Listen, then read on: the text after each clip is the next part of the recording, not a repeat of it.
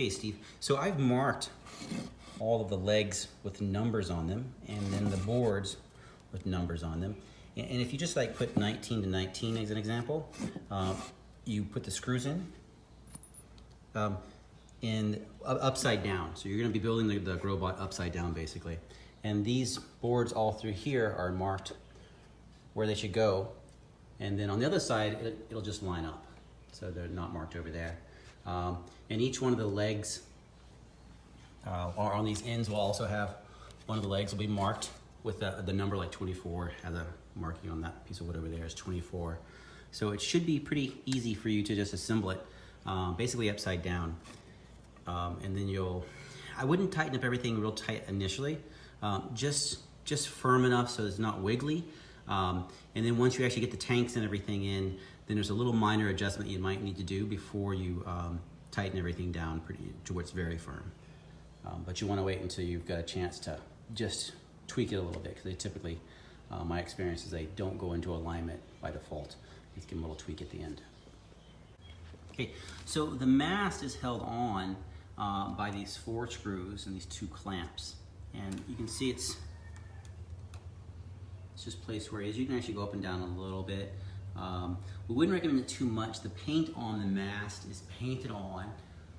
It was actually a plastic quality paint, but we haven't seen that it's as durable as we would like. So we'd recommend not moving it too much. Otherwise you'll have to do little touch-ups to make it all pretty again.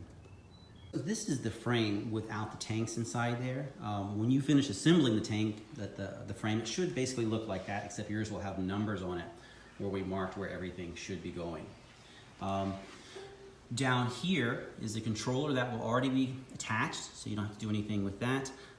You'll see these little lifters or risers. That's to help align the solar panel properly and hold it all in place, so it's just nice and flush and easy to move back and forth. The solar panels are actually made out of a heat-treated glass that's it's called tempered. Makes it really strong and resistant to being broken.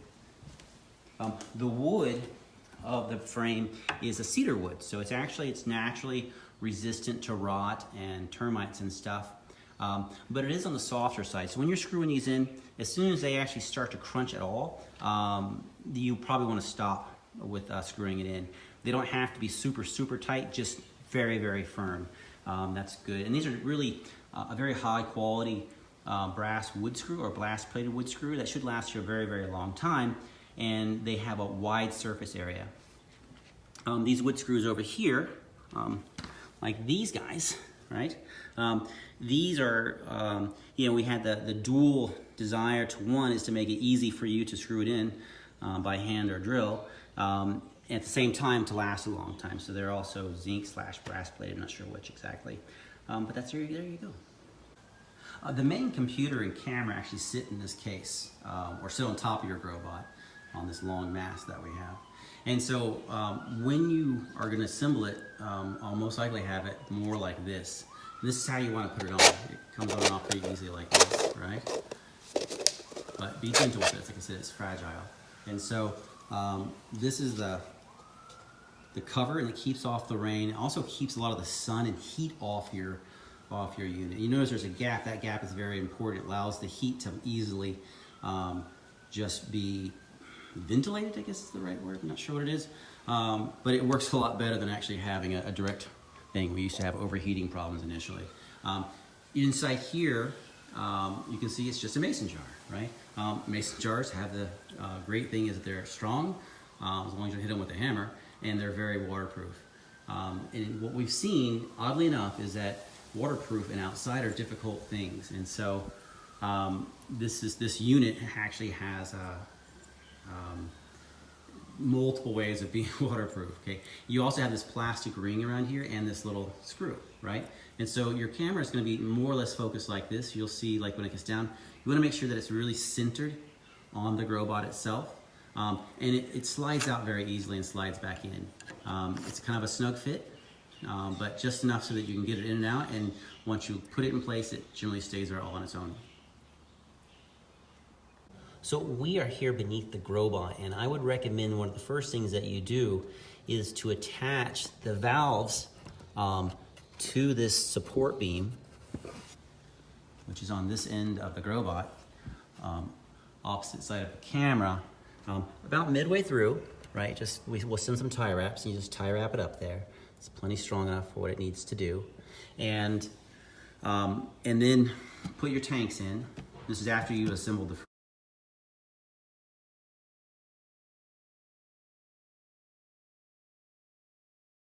frame. And then run your, put your nutrient tanks in, and then put your valves in.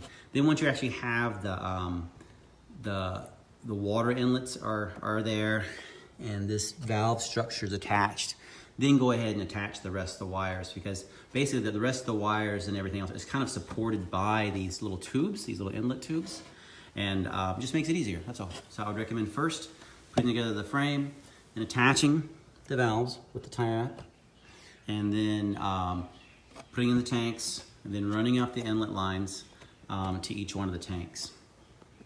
Attaching the inlet lines is you have these little plastic elbows, tubes, right? And you, from inside the tank, you take it and just push it through a little bit, and then you take both your hands and then push on this end that has this tie wrap. This tie wrap is there to make it just a little bit tighter from when it's doing. It's not under pressure, that's the thing. The water will come out and then it will just shoot out the back of the tube. If a little bit leaks, not a big deal. And that's how you connect these pieces. The valves themselves, these have little ridges, and so you'll just push the tube onto there, and that's plenty enough to hold that in place as well. And then don't move these pieces or these pieces relative to the center four-way valve. That the sealant's already there. If you move them back and forth, you may actually cause it to leak, which would be a bummer. So don't move them at all. So this is the food circulation pump splitter. And so you have 3 food circulation pumps that turn on basically about every 2 or 3 minutes, depending on your amount of sunshine. And they just keep the nutrient properly circulated. And this little unit right here just attaches to the food circulation connection on the controller. So I just want to specify this one, how it works. It's a little bit different than the rest. Everything else actually has just one wire to one component.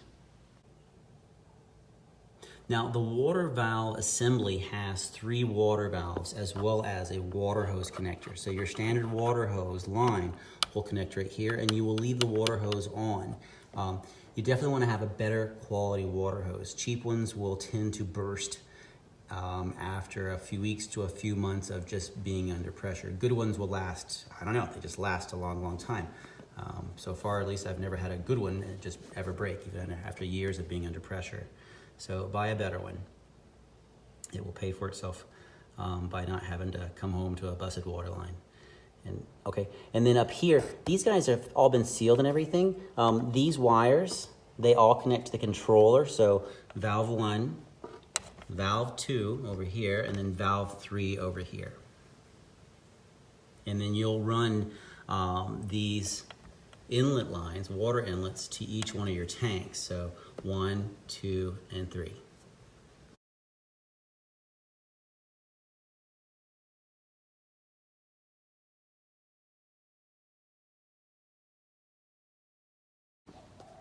Okay, so once you've actually created your frame and you've laid in your, you've cast your valves, you've run the valve lines up here, you can lay down your tanks. And once, the first thing that you've done once you do the tanks is you actually want to put in your circulation pumps with their long lines and long wires. I like to put them up closer to the mast end of things. That way the wires have a way to extend. And you want to run your circulation pump wires through these holes first, because actually once your food line's inside there's not enough room to get the plug through. So you can see how we have it wired on each of the 3 tanks. I would recommend sticking with that. So the food circulation pumps, when you put them inside there, you want to have it so the wire's up and has a little bit of tension on it, so it keeps that down. And then you can push the little feet inside there. Sometimes they stick, sometimes they don't. The water pressure will push it back. So once it's actually running, it'll push it back.